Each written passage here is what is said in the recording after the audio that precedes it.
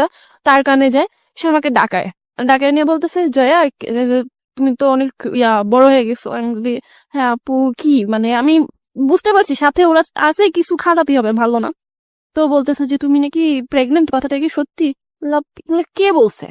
বলতেছে না, এগুলা তো শুনতেছি। মানে ওদের আসলে সহ্যই হয় না আমি যে এই যে নাচ না শিখে আমি একটা প্রোগ্রামে চান্স পাইলাম, আমি লাস্ট পর্যন্ত প্রোগ্রামটা করতে পারিনি। আমার ফিজিক্যাল চেঞ্জ, ওদের সাথে আমার মেন্টালিটি চেঞ্জ, ওই প্রোগ্রামটা তো বছরের শুরু দিকে চলে গেছে, আমি ওটা করতেই পারিনি। তো আমি বলতাম যে না আপু এরকম কিছুই না। লাস্টলি এগুলা নিয়ে এমন একটা পর্যায়ে চলে যায় যে আমি ক্লাস 4-এই আখি যে মেয়েটা, ওর সাথে মিশির সাথে অনু নামে একটা মেয়ে ছিল। মানে অনু মেয়েটা আমাদের ইয়াতে দেরিতে ভর্তি হয়, শুরুর অনেক কিছু পায় নাই, তখন ওর সাথে একটু একটু কথা হয়, প্রমির সাথে একটু একটু কথা হয়। বাট আমরা এই কয়জন না একটা সময় এমন হইলো যে সবচেয়ে বেশি আখি এক্সপার্ট ছিল। সেই বয়সটাতে আমি মানে মানে চেঞ্জেস এর পরেই বুঝে যাই যে আসলে ফ্যাক্টটা কি। বুঝে যাও তুমি হ্যাঁ, সময়। তখন মানে এই ব্যাপারে ওদের সাথে কথা হওয়ার পর তুমি যে বুঝে গেলা এটা, এই ফিলটা তোমার ফার্স্ট ফিলটা কি ছিল? মানে অ্যাবাউট তুমি যেটা বললা যে সেক্স সম্পর্কে তোমার বুঝে যাওয়া, না আমি it was negative feel or it was মানে too curious about this subject, যে এটা আসলে কি ছিল ফিলটা? না অ্যাকচুয়ালি অনেস্টলি যদি বলি, আমি এই সিচুয়েশনটা আমি লাইফ একবার ফেস করছি ক্লাস 3-তে থাকা অবস্থায়। আর ইউ শিওর হ্যাঁ, এটা সিচুয়েশন ফেস করছো অর এটা তোমার লাইফে হয়েছে? না না না না, আমি সিচুয়েশন ফেস। আমি এরকম জিনিসটা আমি দেখছি লাইফ, বাট হচ্ছে আমি ছোট ছিলাম, আমার ভাই ভাবির সাথে আমি ঘুমাইছিলাম। ওকে, বলো। হ্যাঁ, সেই সেই সিচুয়েশন আর কি, মানে হয়তো বা তাদের নিউ কাপল ছিল এন্ড তাদের মধ্যে কোনো একটা বিষয়ে ঝগড়ার ব্যাপারে ভাবি আমাকে বাট তুমি তো এই জিনিসটা সম্পর্কে শিওর। রুমে ছিলাম, আমি তখন বুঝি নাই। তা আমাকে একবার ভাবি সাইডে আনতেছে, মাঝখানে আনতেছে, ভাইয়া সাইড করে রাখতেছে। আমি তো তখন 3-তে পড়ি, মানে 4-এ ওঠার আগে। আমি তখন একবার মানে আদো ঘুম আদো ইয়াতে আমি ব্যাপারটা একবার আমার সামনে হইছে। তারপর আমার মাথায় ভাবে ক্যাচ করে নাই যে কি গেল বা কি হইলো। তুমি যখন ক্লাস 4-এ এটা আইডিয়াটা পেলা, সো তোমার এটা সম্পর্কে কি আইডিয়া ছিল? ইট ওয়াজ ব্যাড অথবা তুমি খুব কিউরিয়াস? এটা এটা এটা আমার কিউরিওসিটি মনে হইতে যে আসলে এটা কি, বা এটা মানে কেন এরকম টাইপের একটা ব্যাপার আসছিল। বাট এটার প্রতি খারাপ ধারণা ছিল, যেটা খারাপ। এটা খারাপ ধারণা ছিল এটা ক্লাস 4-এর আগে না ক্লাস 4 জানার পরে? ক্লাস 4-এ জানার পরে মনে হচ্ছে যেটা খারাপ। ওকে।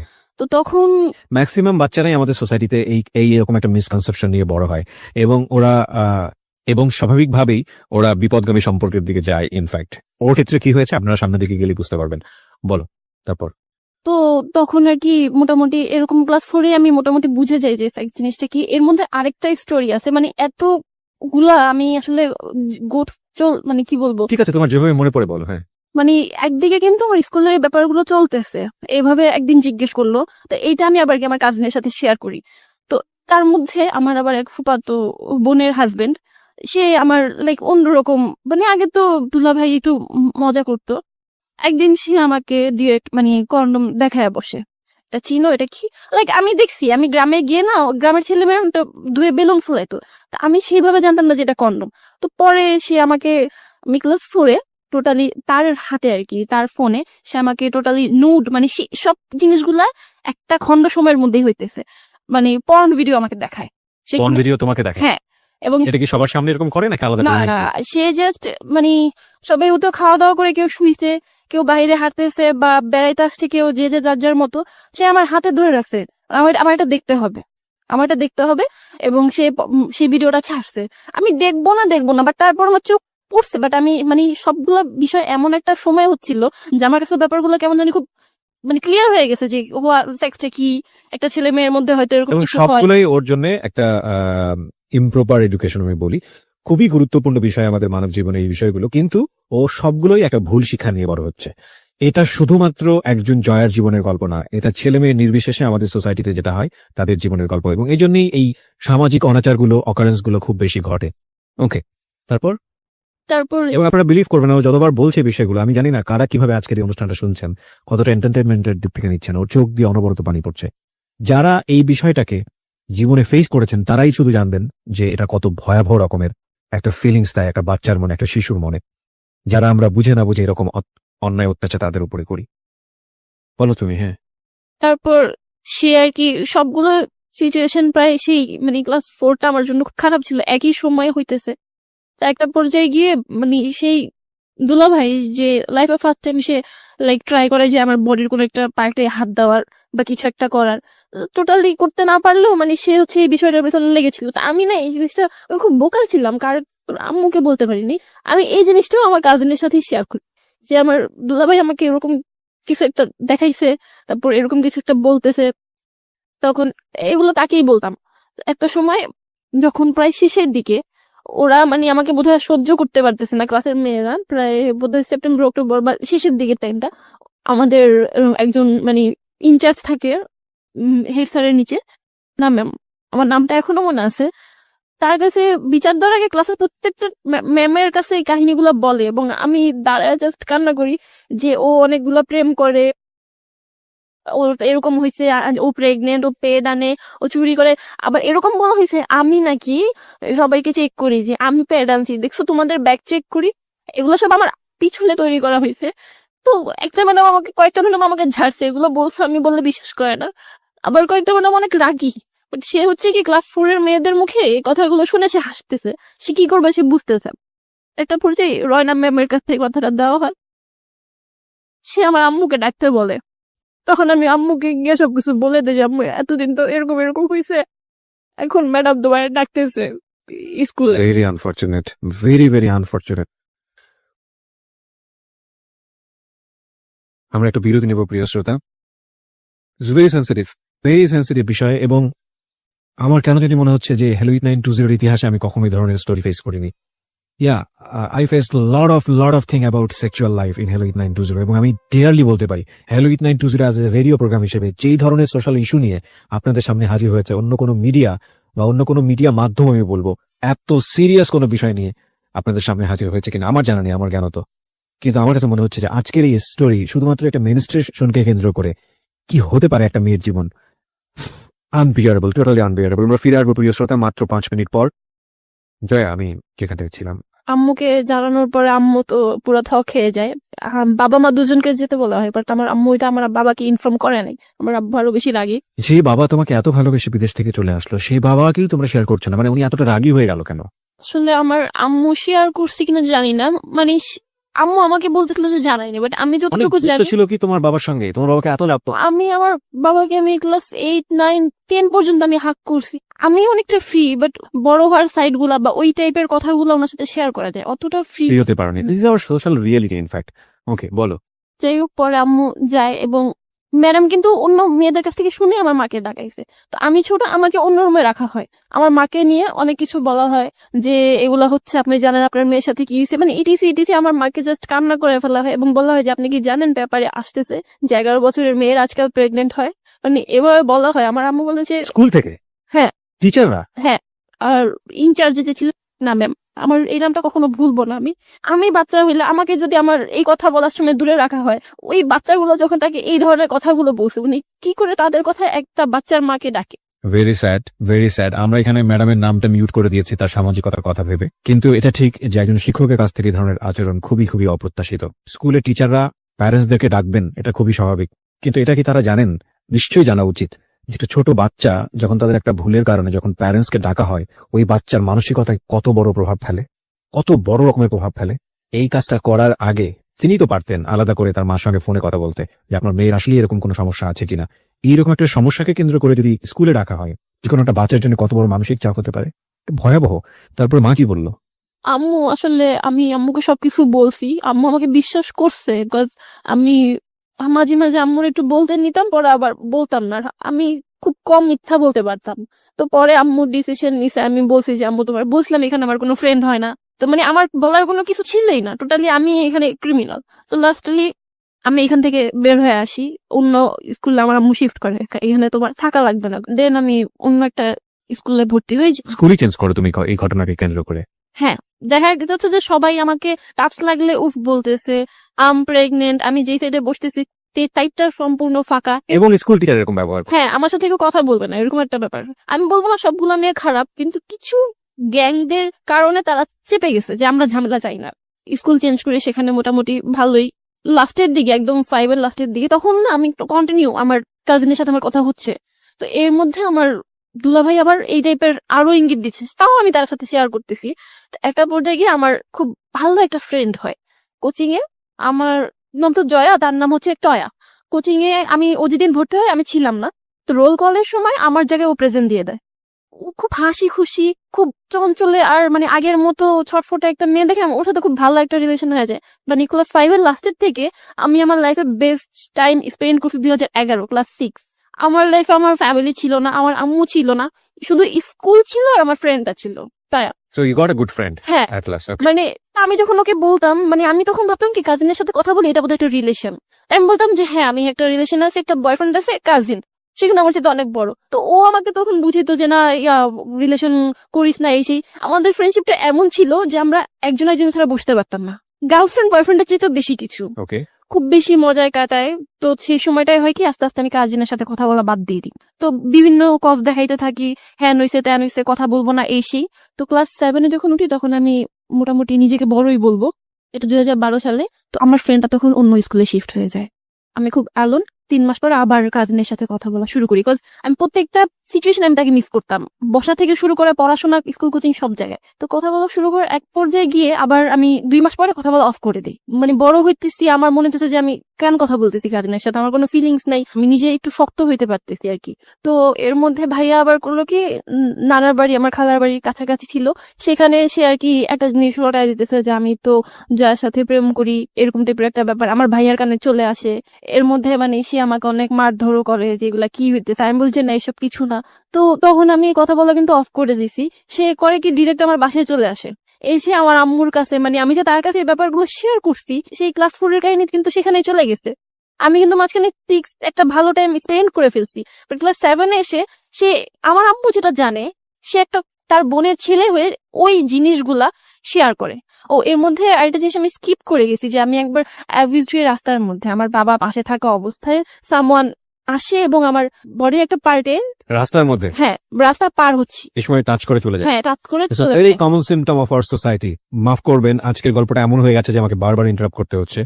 এটা শুধু ও যেটা বললো তা না, আপনি যদি একটা সার্ভে করেন, মেয়েরা যদি অনেস্টলি তাদের নাম গোপন করে যদি সার্ভেতে যদি পার্টিসিপেট করে, আপনি 99% কেস দেখবেন কোনো না কোনো ভাবে এরকম ভিকটিম হয়। কোথায় কোথায় আমি আপনাকে বলি, একটা হয় আন্ডারপাস পার হওয়ার সময় যখন অনেক বেশি লোকজন থাকে, আরেকটা হয় কোনো ধরনের গ্যাদারিং যখন হয়, ছেলে মেয়েরা যখন একসাথে হয় ওই সময়টাতে। এমনি পত্রপত্রিকায় অনেক বেশি নিউজ আমরা দেখি এগুলোর উপরে, ছবিও চলে আসে ইনফ্যাক্ট। আরেকটা হয় পাবলিক বাসে, এবং আরেকটা হয় হঠাৎ করে রিক্সা পার হচ্ছে, হঠাৎ করে একটা ছেলে হেঁটে যাচ্ছে, তখন ধাম করে হাত দিয়ে দেয়। যদি কোনোদিন আমি যদি কখনো কাউকে এরকম দেখি, আমি ওকে এই মুহূর্তে কি করবো ইভেন আই ডোন্ট নো। আমি এটা বাদ দিলাম, এটা তো আরো ভয়াবহ। এর চেয়ে আরেকটা জায়গায় আসি, সেটা হচ্ছে যারা বিশেষ করে মাকে নিয়ে, বোনকে নিয়ে, কিংবা গার্লফ্রেন্ডকে নিয়ে, কিংবা বউকে নিয়ে বিভিন্ন শপিং মলে যান, বিভিন্ন জায়গাতে যান, একটু লক্ষ্য করে দেখবেন কি ছেলে, কি বুড়ো, ভালো পোশাক পরা, কি স্যুট ব্লেজার পরা, কি মুখে দাড়িওয়ালা, কি দাড়িওয়ালা না। দাড়িওয়ালাদেরকে আমি খুব কমই পেয়েছি, আমি টু বি অনেস্ট বলবো, আমার নিজের এক্সপিরিয়েন্স। বাকি যাদেরকে আমি পেয়েছি এরা সবাই কেউ মেয়েদের চোখের দিকে তাকায় না, এমন একটা জায়গায় তাকায় আমি মুখে সেটা উচ্চারণও করতে চাই না। এবং বিশ্বাস না হলে কালকে এটা এক্সপেরিমেন্ট করে দেখুন। এবং আপনি যারা যিনি শুনছেন তাদের মধ্যেও অনেকে এরকম আছেন। আচ্ছা ভাই, লজ্জা করে না? নিজেরও তো মা আছে, নিজেরও তো বোন আছে। একটা মেয়ে কি পরিমাণ এম্বারেস ফিল করে একটা চিন্তা করে দেখুন। সেটা আপনার বোনও হতে পারতো না? দুঃখিত, আমি আসলে আজকে অনেক বেশি আউট অফ ট্র্যাক হয়ে যাচ্ছি। মানে ওর গল্পটা এরকম যে নিজেকে কন্ট্রোল রাখা খুব মুশকিল। বলো তারপরে কি হলো? তো এটা ছিল ক্লাস 5 এর একটা টাইমের ঘটনা। এমনিতেও আমার আম্মু সবসময় আমার কেয়ার করতো, তো বাবা পাশে থাকা অবস্থায় এরকম একটা সিচুয়েশন রাস্তার মধ্যে বলছি যে আব্বু আব্বু, লাইক মানে বলতে পারতেছি না, তারপর বলতে আসে আমার অনেক জোরে হাতে প্রেস করে চলে গেছে। তো আম্মু বলে কিছু হয় নাই, চলে আসো। আমি খুব পেন পাইছি অনেস্টলি। তো আম্মুকে যখন বলতে পারছি তখন হয়ে গেছে আমার বাবাও বুঝতে পারছে, and তারপর থেকে তাদের কেয়ারটা যতটা না ছিল তার চেয়ে বেশি ডাবল হয়ে গেছে। যখন আমার কাজিন আম্মুর কাছে এই কথাগুলো বলতেছে, সেই সময় সে আরো এক্সট্রা বলতে চাচ্ছিল যে আমি তার সাথে বের হইছি, এই সেই। মা স্টেট কার্ড বুঝতেছে যে আমি 24 আওয়ার আমার মেয়ের সাথে থাকি, কিভাবে পসিবল। হ্যাঁ, তবে যেই জিনিসগুলো আমার মা জানে সেই জিনিসগুলো যে আমার কাজিনও জানে, এটা শুনে আমার মা একটু অন্যরকম ফিল করারই কথা, কারণ এগুলো ও জানবে কিভাবে? পয়সা তো পারতো। হ্যাঁ নর্মাল কথা না। তো এটা নিয়ে আম্মু হয়তো বিশ্বাস করছিল কিনা জানি না যে আমি রিলেশন করছি। আসলে তার সাথে আমার এটা কোনো মানে লাভ রিলেশনশিপ ছিলই না। তো এটা নিয়ে আরেকটা ঝামেলা হয় বাসায়। তো আমি টোটালি বলি যে তার সাথে আমি যোগাযোগ করবোই না। এমন একটা পর্যায়ে শেষের দিকে সে হচ্ছে বুক কেটে ফেলে, এমন ভাবে কাটে যে একটুর জন্য তার হাড় রে লাগে নাই। বুক কাটে নিজের? হ্যাঁ। ওকে। এবং এটা ফলস ছিল না, এটা আমি দেখছি। তারপরে না আমি আবার ইমোশনাল হয়ে কথা বলা শুরু করি, সে তখন টয়াও আমার সাথে নেই। ওকে। যখন আমি অফ করে দিছিলাম তখন আমার আরেকটা মানে এমনিতেই ক্লাসমেট আমাকে না পেয়ে আমার আম্মুর ফোন থেকে ওর নাম্বার নিয়ে ফোন দেয়। তো তখন তো ক্লাস 7 এর একটা মেয়েকে কেউই পার্সোনাল ফোন দেয় না। তো ওর মা ধরার পরে বলে যে ও কোথায়, মানে আমার ফ্রেন্ডের নামটা আমি বলবো না, ওকে জিজ্ঞেস করে যে ও কোথায়, কেন বাবা, আমি ওর ফ্রেন্ড। ওর মা ভুলে যায়, আবার ফোন দেয়। তো একটা সময় ওর মাও সন্দেহ করে যে কি হইলো, আমার জন্য আমার ফ্রেন্ডটাও খায় বেদম মার। তো লাস্টলি আমি কথা বলা শুরু করি আবার। এবার আমি মুখ দিয়ে বলি যে আচ্ছা ঠিক আছে, লাভ ইউ। তারপর কাজিনকে হ্যাঁ, ইট ওয়াজ লাভ অর না না, এটা লাভ ছিলই না। সে হচ্ছে যে আমাকে ছাড়বেই না, সে আমার মাকে বিচার দিতেছে, তার কারণে আমার ফ্রেন্ড মার খাচ্ছে, মানে থামানোর জন্য সামহাও তুমি হ্যাঁ আমি বলে আচ্ছা ঠিক আছে লাভ ইউ। তো তখন আমার ফ্রেন্ডকেও সরি বলতেছে, ফ্রেন্ডকে বলে যে আমি জুতা কিনে রাখি, জুতা দিয়ে মাইরো ইটিসি ইটিসি। পরে আমার ফ্রেন্ডের কাজিন ওকে বুদ্ধি দেয় যে মোবাইল ফোন নে। তো তারপর লাস্টে যেটা হয় যে সে দুটা মোবাইল নিয়ে আসে এবং আমার যে ফ্রেন্ড ও গিয়ে কালেক্ট করে আমাকে একটা দেয়, ও নিজে একটা রাখে। তো যেদিন ফোনটা নেই পরদিনই আম্মুর কাছে ধরা খাই। হাও, মানে আমার যে ফ্রেন্ড ও ওর বাসায় বসে শুধু শুধু এমনি কল দিছে, ওই রুমে ঢুকতে গিয়ে দেখি দাদু, মাঝখানে ফোনটা বের করছি আর আমার আম্মু চলে আসছে। আমি যদি ফোনে কথা বলতে বলতে ভিতরে চলেও যেতাম, আম্মু বুঝতো না যে ফোনটা কার, বাট আমি বোকার মতো মানে এত বেশি ভয় পাইছি। তো আম্মুর রাগ করে বলে যে এটা দিয়ে আসবে। আমি মিথ্যা বলি যেটা আমার ফোন না, আম্মু একটা ফ্রেন্ডের ফোন আনছি রেডিও শোনার জন্য, আমার রেডিওর প্রতি একটা ঝোঁক ছিল। পরের দিন এই মোবাইল নিয়ে যাই স্কুলে। তো আমার ফ্রেন্ড ওর বয়ফ্রেন্ডের সাথে চ্যাটিং করতেছিল। তো এটা ক্লাস 10-এর দুইটা আপু দেখছে। তখন আমাদের স্কুল হচ্ছে একটা ম্যাডাম ছিল, মানে ফোন নিলে একটা ঝামেলা। তো বলছে এই মোবাইল নিয়ে আসছো তোমরা, বাথরুমে ঢুকো। তো ও ছাড়ে না, আমাদের সাথে তো মোবাইল নাই, আমরা তো আজকে 5 দিয়ে আনছি আমাদের ব্যাগে ফোন। ওদের চোখে না আমাদের ফেসটা নজরে লেগে যায়। তো সেদিন আমরা 3rd বেঞ্চে বসেছিলাম, আমরা ক্লাসে যাই, ম্যাম আসে, আমার ফোনটা কিন্তু তখন বুকে ছিল। জিজ্ঞেস আমরা ফার্স্টে বলি যে না নেই, কিন্তু ও রীতিমতো কাঁপতেছে, মানে ওকে দেখে বোঝা যাচ্ছিল যে ওর কাছে আছে। তো একটা পর্যায়ে গিয়ে ম্যাডাম আমাদেরকে খুব সফটলি বলা শুরু করে যে ভুল করলে দিয়ে দাও, এই সেই দিয়ে দিব হ্যান ত্যান। তাই আমি বলতাম যে আচ্ছা ভুল করে তো আজকে একদিনই আনছি, দিয়ে দিই। বাট তারপর আমি বের করে ম্যাডামকে দিয়ে দিই, সাথে সাথে ম্যাডামের মুড কথাবার্তা সব চেঞ্জ। সে বাবাকে ডাকবে, মাকে ডাকবে। এখন আমি আম্মুকে এসে বলছি যে আম্মু এরকম এরকম ফোনটা তুমি দিতে বলছো, ধরা খাইছি, বাবা আমার দুজনকে যেতে বলছে। পরের দিন আমার আব্বু বা আম্মু কেউ আনতে যায়নি। এতটা রাগ করছে আমার উপরে, মানে আম্মু টোটালি আব্বুকে বলেই নাই, আর আম্মু নিতে আসে নাই কেন, আমি কেন ফোন আনলাম। তো ব্যাপারটা কি হলো, ওদের দুজনের প্যারেন্টস আসছে, বাট আমার প্যারেন্টস না আসাতে আমি চিহ্নিত হলাম যে আমি লিডার। আর যেহেতু আমার কাজিন আমার ফ্রেন্ডকে মোবাইলটা দিছে, ফোন কই পাইছো, আমাকে জয়া দিছে। ফোন কই পাইছো, আমাকে জয়া দিছে। তখন আমার বাবা মানে প্রায় একটা মাস মাঝখানে বন্ধ ছিল, ঘুমাই নাই, আমি শুধু দোয়া পড়ছি, মানে আমার বাবাকে আমি এতটা ভয় পাইতাম। তারপর যাই হোক বন্ধের পরে আমার বাবা যায়, রিলেশনটা এখানে আব্বুর সাথে ফার্স্ট খারাপ হয়, স্টার্ট হয়। তো তারা আরো বেশি গাইডলাইন দেওয়া শুরু করে। এরকম করতে করতে চলে গেছে 7-8-এ ফ্যামিলির কথায় বোরখা পড়া শুরু করি। তো আমাকে ক্লাস 6 থেকেই না একটা ছেলে মানে চা দোকানে খুব দেখতো। তো ক্লাস 8-এ এসে যখন আমি বোরখা পড়ি তখন আমার আব্বু আম্মা আমাকে কিছুদিনের একটু গ্যাপ দেয়। And আমি বলতে পারবো যে আমি তাদের বিশ্বাস কখনো ভাঙি নাই। একটা পর্যায়ে ছেলেটা সাহস করে আসে আমার পিছনে এবং আমার নাম্বার চায়। তো আমি নাম্বার দেই না, কিন্তু তার নাম্বারটা রাখি। তো একটা পর্যায়ে গিয়ে আমি সেদিনই ওকে ফোন দিই। যে কাজিন, ওর সাথে কিন্তু আমার কথা হচ্ছে, ওর কাছ থেকে আমি ফোনে ব্যালেন্স নেই, আমি ওকে ফোন দেই, কথা হয়। মানে এতটা বেশি ভালো লাগে ওকে, আমাদের জাস্ট 1 ঘন্টা কথা হয়, 1 ঘন্টার মধ্যে আমাদের রিলেশন হয়ে যায়। এর মধ্যে কোনো প্রপোজ ছিল না, কেউ কাউকে লাভ ইউ বলি নেই, বাট জাস্ট রিলেশনটা হয়ে যায়। ছেলেটা কে ছিল? ছেলেটা হচ্ছে, নামটা না বললেও চলবে, মানে আমি জানতে চাই ছেলেটার সঙ্গে পরিচয়টা কিভাবে হলো বা কে ছিল আসলে? ও হচ্ছে, আমি মসজিদে পড়তাম কিন্তু আবার আরবি ক্লাস 7-এ। তো তখন ও নামাজ পড়তে আসতো রেগুলার, তখন দেখতাম, আর এমনি চা দোকানে দেখতাম, এইটুকুই ছিল। মানে এর চেয়ে বেশি কিছু জানতে না? নামও জানতাম না। এই 1 ঘন্টার কমিউনিকেশনটা কি ছিল হঠাৎ করে?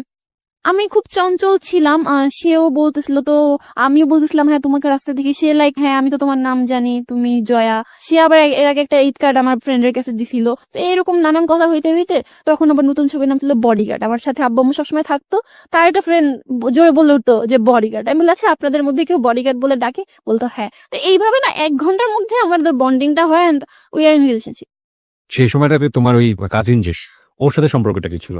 কি আমি তো লাভ ইউ বলতি, বাট ওর সঙ্গে যাই হোক ওই সম্পর্কটা ছিল আগে থেকে? হ্যাঁ মানে ফোনে কথা হতো, ওর সাথে আমি দেখাও কখনো করিনি। আচ্ছা, কিন্তু সম্পর্কটা ছিল? হ্যাঁ মানে ফোনে কথা হতো। ওকে, সো দ্যাট মোমেন্টে তুমি যখন ওর সঙ্গে লাভে পড়লে, যে ছেলেটার সঙ্গে, হ্যাঁ। ওর নামটা কি ছিল? সুমন। সুমন। তো তুমি সুমনের সঙ্গে এই 1 ঘন্টা মধ্যে রিলেশনশিপে যাওয়ার আগ পর্যন্ত তুমি আসলে বুঝতেই পারোনি তোমার কাজিনের সাথে তোমার যে সম্পর্কটা এটা লাভ না? না। ওকে। ওকে আমার খুব তাড়াতাড়ি ভালো লাগলো এবং ওর প্রতি আমার কোনো একটা ফিল চলে আসে। মাঝখানে আমি না ফার্স্টে ওকে বলে দিছিলাম যে আমার এরকম একটা কাজিন আছে, কাজিনের সাথে আমার রিলেশন। তা আমি না বললাম, ও বললো কাজিনের নাম কি, আমি বললাম হানি। হ্যাঁ, মানে তার বিশ্বাসই হচ্ছে না যে 24 আওয়ার যার প্যারেন্টস সাথে থাকে সে কিভাবে আরেকটা মানে রিলেশন করতে পারে। আমি তখন ব্যাপারটা এড়াই গেলাম যে না থাক, দরকার নেই। প্রায় আমার রিলেশনের 1 মাস হয়ে যাচ্ছে। ও আমাকে বলে যে লাইক ফ্রেন্ডরা তো গার্লফ্রেন্ড নিয়ে ঘুরতে যায়, কত দিকে যায়, হ্যাঁ তুমি একটু আসো না, এরকম টাইপের। তখন আমার এই সিচুয়েশনটা ছিল না যে আমি মিট করবো, আমি শুধু ফোনে কথা বলতাম। তো একটা সময় গিয়ে মাথার মধ্যে আসে যে কিভাবে মিট করা যায়। তখন ও বললো জুনের 27 তারিখ আমাদের রিলেশনে 1 মাস হবে, অ্যাটলিস্ট ওই দিন তো দেখা করো। তো ওই দিন দেখা করো এটা বলার আগে আরেকটা জিনিস হয়ে গেছে মিস্টেকলি, সেটা হচ্ছে 2013-তে শবে বরাত ছিল জুনের 24 তারিখে। আহ, বলি সেদিন আমার ভাইয়ারা হচ্ছে নামাজ পড়তে রাতে চলে যায়, আর আমার আম্মু হচ্ছে নর্মালি হচ্ছে নামাজ পড়ে শুইছে, তখন হয়তো 12টা-1টা বাজে। কোন ক্লাসে পড়ো তখন তুমি? ক্লাস 8। ক্লাস 8 এ। ওকে। হ্যাঁ, এটা 2013 সালে। বাসায় তো তখন সারা রাত সব বিল্ডিং এর খোলা থাকে। তো সে আমাকে হঠাৎ করে সাডেন বলে কি যে আমি তোমার বাসায় আসবো, তোমার সাহস আছে বাসায় আসবে, হ্যান ত্যান এরকম করতে করতে একটা পর্যায়ে না আমি দরজা খুলে দাঁড়াই, সাহস করে সে ঢুকেও যায় বারান্দায়। তোমার সাথে সুমনের বয়সের পার্থক্য কত বছরের ছিল? ও তখন হচ্ছে অনার্স সেকেন্ড ইয়ার। অন্য সেকেন্ড ইয়ারের পরে তুমি ক্লাস 8 এ। Okay, huge gap. সেদিন ফার্স্ট লাইক বুঝি যে kiss and lip kiss something.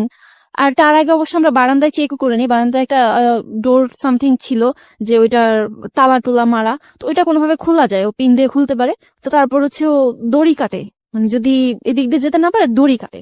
তো দড়ি কাটে ঠিকই, কিন্তু আমার আম্মু না টের পায় না, সে আসে 5 মিনিটের মধ্যে আবার চলেও যায়। তো তারপর আমার আম্মু এসে পরে বুঝতে পারে যে দড়ি কাটা কেন, বাট ওইভাবে বুঝতে পারে না, ভাবছে চোর টোর। এই দিনটা চলে যায়। মানে এটা ছিল আমাদের রিলেশন হওয়ার পর ফার্স্ট এই টাইপের কিছু একটা, দেখাও হয় নাই আমাদের বাইরে। দেন যেটা হয় যে 27 জুন রিলেশনের 1 মাস হবে। তো তখন ওর সাথে আমার এমনি আগে কথা হইতো যে তুমি আমাকে কিস দিও বা লিপ কিস, এটা সেটা এইটুক পর্যন্ত কথা হইতো।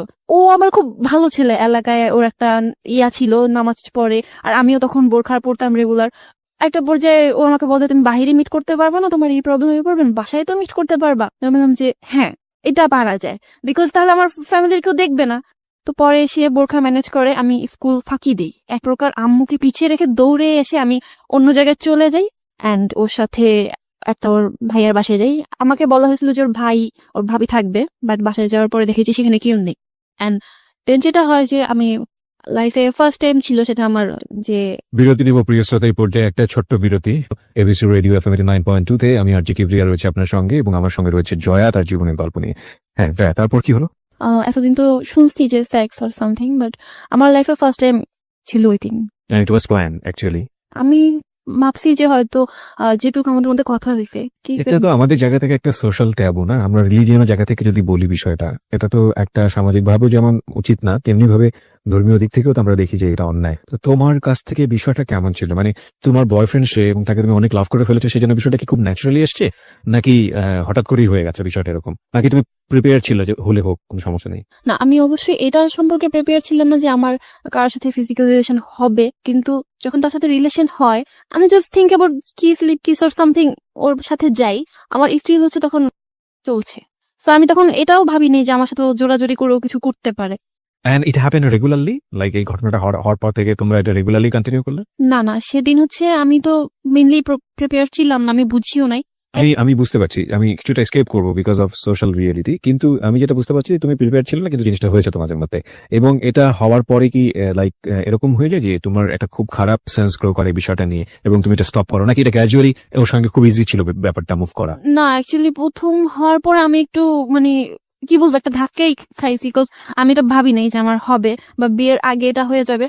তারপরে মানে আমি না তাকে এরকম চিন্তা করতে থাকি যে আমার লাইফে যদি কেউ হাজবেন্ড হয় তবে সেটা সেই হবে, তার প্রতি আমার ভালোবাসা রেসপেক্ট বা যেটা। And it happened regular? হ্যাঁ, আমাদের 2 মাস পর 3 মাস পর এরকম হইতো। এই বিষয়গুলো নিয়ে কি তোমার কখনো এক ধরনের মানে কি বলে খারাপ লাগা বোধটা কাজ করতো না? অ্যাকচুয়ালি তার ডিমান্ড আরো বেশি ছিল। ওই দিক থেকে তোমাকে বিভিন্ন ভাবে ইনফ্লুয়েন্স? হ্যাঁ, সে আমাকে ফোনে এই টাইপের কথা বলতো, হ্যাঁ আমি হালকা পাতলা বলতাম, বাট আমি অত বেশি মানে ওই রিলেশনে কিন্তু এক ধরনের দেখেন এখানেও এক ধরনের প্রপার এডুকেশনের অভাব। যদি আমি এখন বলি এই যিনি আজকে এখানে জীবনের গল্প বলছেন তাকে ইন্সপায়ার করা হয়েছে, এবং সে যদি প্রপার এডুকেশনটা পেত, তাহলে কোনো না কোনো ভাবে এই বিপদগামী সম্পর্কের দিকে সে যেত না।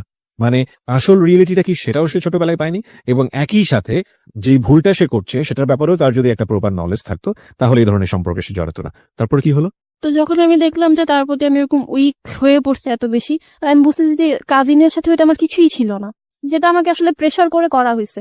তো আমি করি কি, একটা পর্যায়ে তাকে বলে দিই যে দেখেন ভাইয়া, আমি আপনাকে লাভ করি না, আমি এরকম একজনকে রিয়েলি লাভ করে ফেলছি, আপনার সাথে যোগাযোগ করা যাবে না। মানে তোমার আগের কাজিনকে? হ্যাঁ, কাজে। ওকে। তো তখন সে অনেক বনিতা শুরু করে যে তুই আমাকে বিশ্বাস করস না, হ্যান তেন না, দিন বলছিস কিছু করছি, তুই ওর সাথে আবার কথা বলা দে। তো আমার ফোনে ব্যালেন্স ছিল না, আমি এত বোকা, আমি যে একটা কথা হাইড করছি এই জিনিসটা আমাকে খুব পেইন দিত, আমি কেন হাইড করলাম। তো এই জন্য আমি করলাম কি যে আচ্ছা, ওকে বললাম সুমনকে যে শোনো এরকম এরকম এটা ছিল, তুমি একটু কথা বলো। ও তখন থ খেয়ে গেছে। সুমন? হ্যাঁ, সুমন। তো তারপর ও হচ্ছে আমি ওকে নাম্বার দিই, আমি বোকার মতো আমার কাজিনকে সুমনের নাম্বারটা দিই। সে কনফারেন্স করে এবং মানে কান্নাকাটি করতে করতে তখন আমি মনে হচ্ছে যে আমার দোষ, আমি তো তাকে খুলে বলতে পারতেছি না, সুমনকে এত কাহিনী একবারে খুলে বলতে পারতেছি না। কে কান্নাকাটি করে? আমার কাজিন। কাজিনটা হ্যাঁ, কান্নাকাটি? তখন আমি ধমক দিই, তো এটা আবার সুমনের লাগে। তো সে একটু পরে আমাকে বলে কি আচ্ছা শোনো আজকে ঘুমায় যাও, তোমার সাথে কালকে কথা বলবো। তারপর ওকে ফোন দেওয়ার নাম্বার বিজি বিজি বিজি। এর মধ্যে আমার কাজিন মানে সুমনের কাছে আমার ক্যারেক্টার নিয়ে অনেক কথা লাগাইছে। খুব স্বাভাবিক।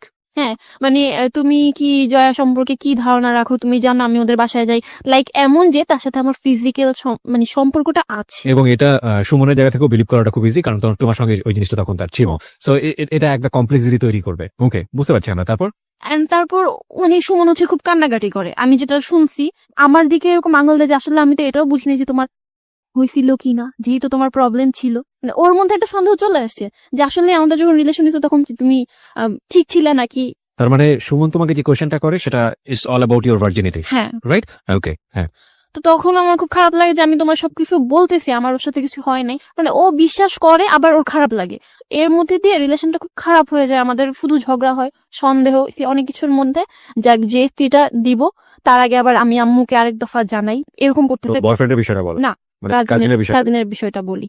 আম্মু অনেক বকাঝকা করে, কারণ আমি এবার ওর দিক থেকে টোটালি সরে আসছি। এবং যারা যারা শুনছে আত্মীয় স্বজন সবাই বলছে যে এটাই ঠিক করতেছো জয়া, কারণ তুমি ছোট ছিলা, যা করছো করছো, এখন যদি তুমি করো ফিউচারে তোমার বিয়ে হবে বা সামথিং, এটা বেশি প্রবলেম করবে। তো তখন এখন আম্মুর একটা সাপোর্ট চলে আসলো। তো আমার সুমনের সাথে রিলেশন ভালোই চলতেছে। হঠাৎ করে ক্লাস 9-এ আমি ফেসবুক আইডি খুলি ফার্স্ট টাইম। ও আমাকে খুলে দিত না, তো তারপর খুলি। আমি না ফেসবুকে নতুন নতুন ইউজ করতেছি, তো যে মেসেজ দেয় তার রিপ্লাইটাই দিতে পছন্দ করি, লাইক এটা আমার কাছে একটা মানে মজার জিনিস হয়ে গেছে। তো দেখা যাচ্ছে যে আমি সিরিয়ালি দিলে ওকে একটু দিতে লেট হয়ে যায়, এটা নিয়ে আমাদের ঝগড়া হতো সুমনের সঙ্গে? হ্যাঁ, সুমনের সাথে আমার ফেসবুক নিয়ে নর্মাল থিং নিয়ে ঝগড়া হয়, ফেসবুকে ছেলেদের সাথে কেন কথা বলো এগুলা নিয়ে ঝগড়া হয়। এর মধ্যে আবার আমার বাসায় আমি একদিন আমার ফ্রেন্ডের একটা বার্থডেতে বোরখা ছাড়া যাওয়ার জন্য আবদার করি, তখন আমার বাবা তারপর ভাইয়া অনেক মারে। আমার কাজিনকে নিয়ে ঝামেলা হয়, আমার ভাইয়ারও অনেকবার মারছে। তো ওইবার খুব মারে, এত মারে যে হয়েছে যে আমার ভাইয়া আমার গলা টিপ দিয়ে ধরছে।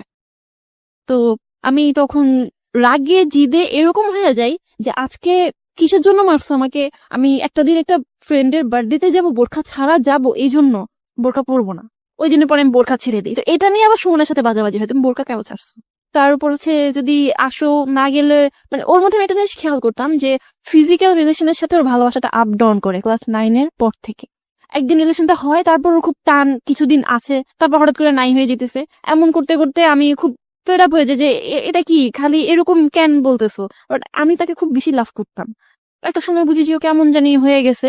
তো আমার কানের একটা অপারেশন হয়, সেই সময় ফেসবুক চালানো ফোনটা নষ্ট হয়ে যায়। খুব কষ্টে ব্যাটারি কাগজ দিয়ে লাগিয়ে আমি কানে অপারেশন হবে, আমি সেটা কোনোভাবে সেখানে নিয়ে আমি মাথা তুলে তুলে আম্মু নাই চার্জে দিয়ে লুকিয়ে লুকিয়ে আমি ওকে ফোন দিই। আর সেই সময় থেকে কিন্তু সে আর একটা রিলেশন করে, আমি সেটা তখন জানতাম না। সে আমাকে বলেও গেছে যে সে ফ্রেন্ডের গার্লফ্রেন্ডের সাথে দেখা করতে গেছে। যাই হোক, রিলেশন চলতে থাকে, তখন থেকে ওর সাথে আমার রিলেশন আরো খারাপ। লাইক আমি তখন ক্লাস 10-এ, সামনে আমার এসএসসি, আমার প্যারেন্টস আমার পড়াশোনার প্রতি চাপ দিতেছে। একটা পর্যায়ে গিয়ে সিলি একটা ব্যাপার নিয়ে যে আমি একদিন ফোন দিতে না করছে, হ্যাঁ, তবু আমি ফোন দিতেছি। একটা স্বপ্ন দেখছিলাম যে আমি এটা বলবো, অতি আনন্দে ফোন দিতেছি যে আমি খুব সুন্দর একটা স্বপ্ন দেখছি। কয়েকবার ফোন দেওয়ার কারণে লাস্ট টাইম ফোন দিয়ে করলো কি, সেই একটা ঝাড়ি। ফোন দিতে না করছি কেন দিতেছো, ব্যাপারটা এরকম ছিল যে তোমার রেজাল্ট বেরোছে তো আমি কি করব, স্বপ্ন কি দেখছো তো আমি কি করবো, এরকম একটা ব্যাপার ছিল। মানে সে আমার কেয়ারই করতেছে না। তো পরে আমি খুব কান্নাকাটি করি, রাতে ফোন দিয়ে আরো ঝাড়ে। তো এগুলো আমি তখন বুঝতেছিলাম না, পরে আমি বুঝছি, মানে পরে আমি জানলাম যে ও তখন সে মেয়েটার সাথে ছিল। আমি ফোন দেওয়ার কারণে রিলেশনের ঝামেলা হইতে পারতো, দ্যাটস ওয়াই ও রাতে এসে আমাকে যত খারাপ গালি দেওয়া যায় একটা মেয়েকে, তুচ্ছ মানে বস্তি যেগুলাকে বলে, এই টাইপের গালি দেয়।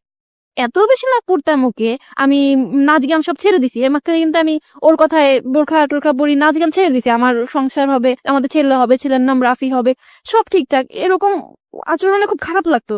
তারপর একদিন জানুয়ারিতে হঠাৎ করে বলতেছে ক্লাস 10-এ যে 4 মাসের জন্য চিল্লায় যাবে, 4 মাস কোনো যোগাযোগই হবে না, কোনো প্রকার যোগাযোগ হবে না 4 মাস। আমি বলছি তুমি 4 মাস থাকতে পারবা? মানে এরকম একটা ব্যাপার যে ও যদি আমার লাভ করে 4 মাস কি করে থাকতে পারবে? আমি ক্লাস 10-এ এপ্রিলের দিকে ফার্স্ট টার্ম পরীক্ষা দিই। ফ্যামিলির সাথে তো আগে হালকা পাতলা ফাইট চুরি করে দেখা করছি, ফাইট করা শুরু করি যে না এখন আমার ওকে টাইম দেওয়া লাগবে। আমি একটু একটু বুঝতেছি যে ও আমার কাছ থেকে হারিয়ে যাচ্ছে। আমি সন্ধ্যায় একটু বের হই, এখন তখন একটু বের হই। তো পরে দেখা যাচ্ছে ও হ্যাপি আবার হ্যাপি না, বলতেছে আমি না এখন চিন্তা করতেছি যে ক্লাসটা রেগুলার শুরু করব, গ্রেডটা ভালো আসে না এই পয়েন্টটা। তো আমি চিন্তা করলাম ভালো করো। তো ও করতো কি, আমি সারাদিন স্কুলে থাকতাম, ছুটি হতো 1টা-2টার দিকে, ও আসতো আমার সাথে দেখা করতে চলে যেত, এই 2 মিনিটের দেখা। তো তারপর কোচিং স্টার্ট করি, বাসায় পড়া স্টার্ট করি, দেখা গেলো যে ওর সাথে আমার রাতে আর কথাই হয় না। এমন করে কয়েক মাস চলে যাওয়ার পর তো হঠাৎ করে ওর একটা ফ্রেন্ডের সাথে আমার ফেসবুকে কথা হয়। তো সে সাডেন আমাকে বলতেছে যে ভাবি আপনি যে সুমনকে যে মোবাইল ফোনটা গিফট করছেন খুব সুন্দর হয়েছে। আমি তো শকড। আমি একটা স্টুডেন্ট, আমি নিজে ওর সাথে কথা বলি যে ফোনটা দিয়ে, সেটার অবস্থা 12টা বেজে গেছে, আমি ওকে খুব সুন্দর একটা ফোন গিফট করছি। নো ভাই, আমি তো কোনো ফোন গিফট করি নাই। তখন বলতেছে কি বলেন? আমি ওর হাতে দেখলাম হোয়াইট সেটটা আপনি গিফট করছেন বলে, মানে সে বলছে তার গার্লফ্রেন্ড গিফট করছে। তাই আমি বলছি না ভাই, আমি তোকে ওয়াচ গিফট করছি। এটা নিয়ে একটা টাচ লাগার পর আমি একটু অ্যালার্ট হই। পর আমি একটা ফেক আইডি খুলি এন্ড ওর ভাই, ওর মানে ভাইয়ের গার্লফ্রেন্ড, তারপর ওকে মোটামুটি ফ্রেন্ডদেরকে অ্যাড করি। তো ও জানতো না। এর আগে আমি আবার একবার শুনছিলাম যে ও নাকি মেয়েদের কাছে ফেসবুকে পিকচার চায়, তখন আমি ফেসবুক ইউজ করি না। মানে সুমন? হ্যাঁ, সুমন। তো এটা ওকে জিজ্ঞেস করবো, ও আমাকে বলে যে না আমি না, আমার ফ্রেন্ডরা চায় হ্যান ত্যান। মানে ও এমন না, ও এমন একটা ভাব করতো তোমার কেন ছেলে ফ্রেন্ড থাকবে, আমার কোনো মেয়ে ফ্রেন্ড থাকবে না, এরকম একটা ভাব করতো। বাট ও যে কলেজে গিয়ে কি করতো এটা তো আমার ধারণা ছিল না। তো পরে আমি চিন্তা করলাম যে না এবার একটু দেখা দরকার, কারণ ও আমাকে এমন খারাপ গালাগালি যেহেতু করতে পারছে, আমি একটা ফেক আইডি খুললে এত কি অপরাধ হবে। দেন আমি চেক করি, ওর বড় ভাইয়ের সাথে আমার ভালো মতো কথা হয়। তো যেটা বুঝলাম যে ওর ফ্যামিলিতে মিডিয়ার মেয়ে গেলে সমস্যা, বাট ওর বড় ভাইকে যখন আমি বললাম যে আমি মিডিয়াতে যেতে চাই, আমি কিন্তু অলরেডি ওর জন্য এই চিন্তা ভাবনা ছেড়ে দিছিলাম। বাট ইউ হ্যাভ, আমরা যদি আমাদের লিসনারদের জানার জন্য বলি, একটু মানে তোমার ইন্টারেস্ট ছিল তুমি মিডিয়াতে কাজ হ্যাঁ। করতে চাও, কিন্তু সামহাও তোমার বয়ফ্রেন্ড তোমাকে ইমপ্রেস করেছে, যে কোনো কারণে হোক তুমি এই জায়গাটা ছেড়ে, স্বপ্নের জায়গাটা ছেড়ে দিয়ে সংসারী হওয়ার চিন্তা ভাবনা করছিলে। হ্যাঁ। ওকে। তো তারপর হচ্ছে ওর ভাইয়ের সাথে কথা বলে তার বড় ভাই ফেক আইডিতে প্রপোজ করে বসে। ফেক আইডিতে প্রপোজ? হ্যাঁ হ্যাঁ, আমি নারায়ণগঞ্জের প্রপোজ ফর হোয়াট? লাভ? লাভ লাভ, ওকে। কথা বলি, আমার মিডিয়াতে ইন্টারেস্ট, তার কোনো সমস্যা নেই, তার ফ্যামিলি অনেক ফ্রি, মানে সে হচ্ছে ফেসবুকে টোটালি ফ্লার্ট আমার সাথে। তো আমি ওকে ফাইন, আমিও ডান করলাম, ওকে ঠিক আছে রিলেশন করবো, জাস্ট চ্যাটিং। আমার মনে হচ্ছে যে আমি অত বড় অপরাধ করতেছি না, আমি জানি যে ওর বড় ভাইয়ের গার্লফ্রেন্ড আছে, তাহলে সে কেন আমাকে এই কথাটা বলবে? আর আমি তো হচ্ছে ওর খোঁজ খবরের জন্য এটা নিচ্ছি।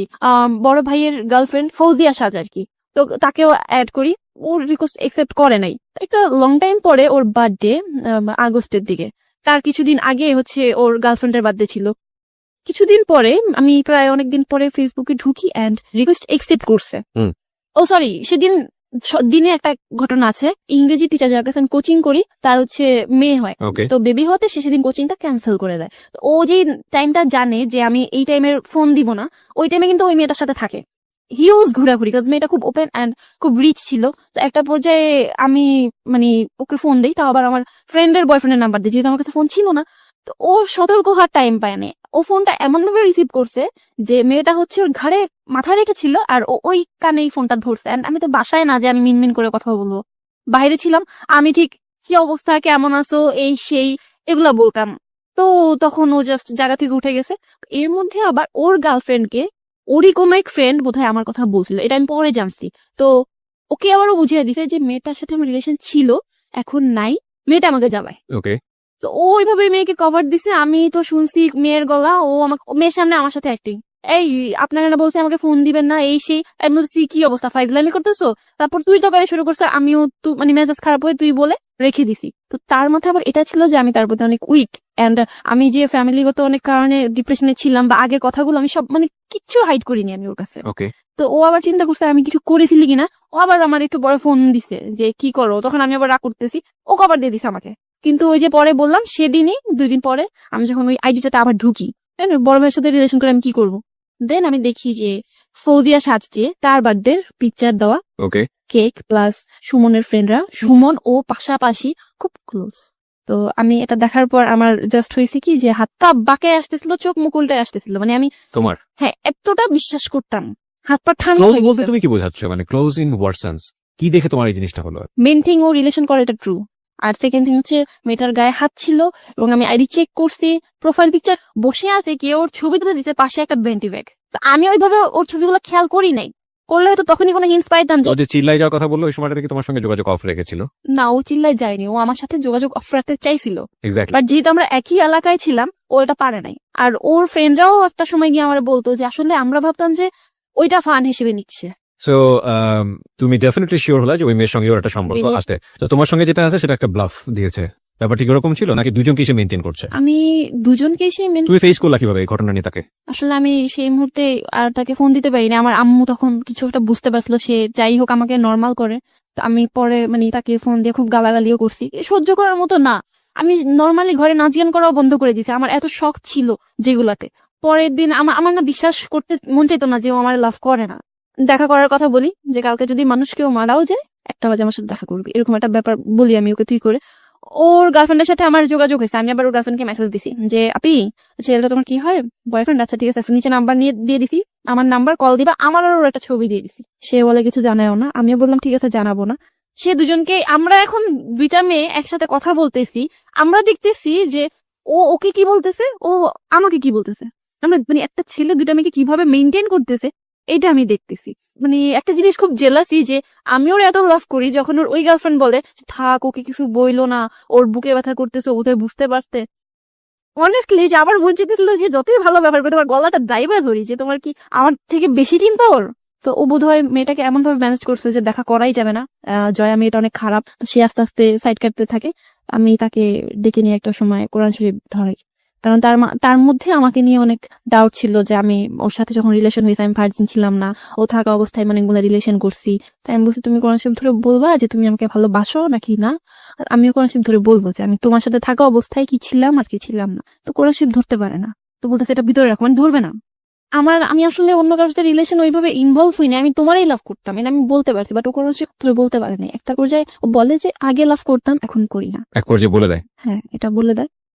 তো তখন সে আমাকে বলে মারো থাপড়াও, তো তখন হচ্ছে এরকম একটা সিচুয়েশন যে মারো থাপড়াও বললেও আসে না। তো পরে আমি নিজেরা শক্ত করার চেষ্টা করি, শক্ত করতে গিয়ে এত উইক হয়ে পড়ছি, খেতে পারতাম না, খেতে গেলে আমার বমি চলে আসতো, যে এত ভালোবাসছি বা একটা ছেলে আমার লাইফে এভাবে আসছিল, আমি কল্পনা করতে পারতাম না যে আমার হাজবেন্ড ও ছাড়া কেউ।